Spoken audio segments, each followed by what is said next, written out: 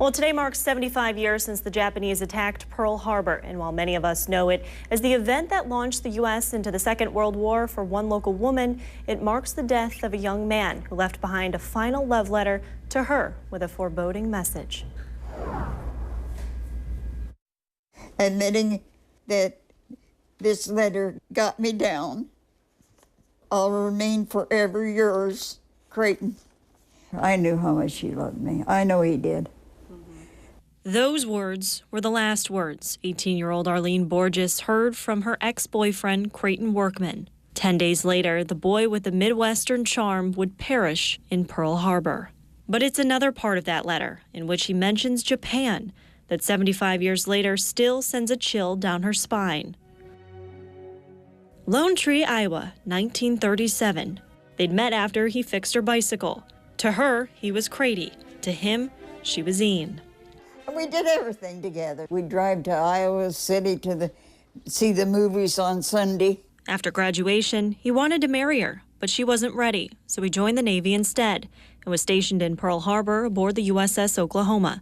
She moved to Colorado, but they kept in touch by writing. He was always looking forward to a letter from me. This letter was the last one she'd ever receive, its contents hauntingly prophetic.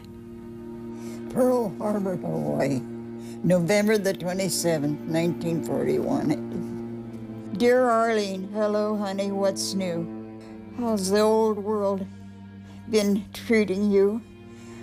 I just got your letter and was so glad to hear from you. Really, Ian, writing letters is so easy. Just let yourself go. This will be my third Christmas in the Navy, so it won't be anything new, although I will admit I'd much rather be with you. We're not spending much time at sea now. They aren't taking any chances with our Navy. They are afraid we will have trouble with Japan. And they did.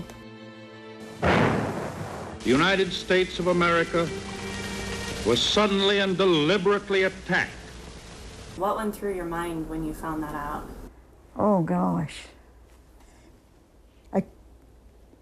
I felt real bad, of course.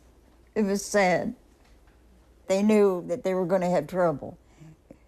It's proof right there.